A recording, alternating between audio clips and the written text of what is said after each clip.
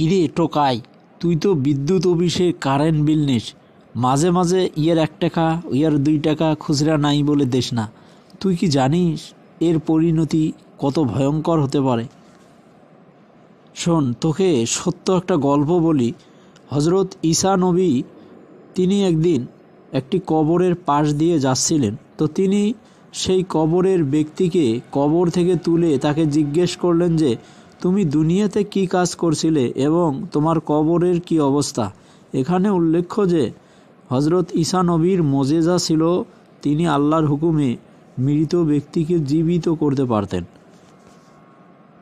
ওই ব্যক্তি কবর থেকে উঠে হজরত ঈসা নবীকে বললেন যে, হে আল্লাহর নবী, আমি পৃথিবীতে কুলি ছিলাম, মানুষের বোঝা টানতাম।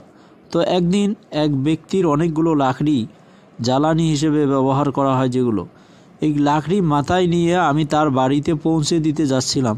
পথিমধ্যে আমার দাঁতের ফাঁকে কী যেন আটকা ছিল।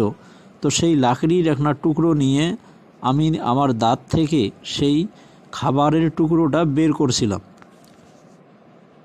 এরপর আমার যখন মৃত্যু হলো, তখন আল্লাহ তাআলা আমাকে প্রশ্ন করলেন যে, হে আমার বান্দা, তুমি কি জানতে না যে তোমাকে পৃথিবীর সম্পূর্ণ জীবনের হিসাব দিতে হবে?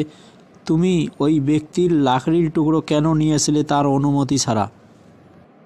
হে আল্লাহর নবী, আমি আজ 40 বৎসর যাবৎ এই একটি খড়কুটোর হিসেব দিয়ে যাচ্ছি, আজ পর্যন্ত মুক্তি মেলেনি।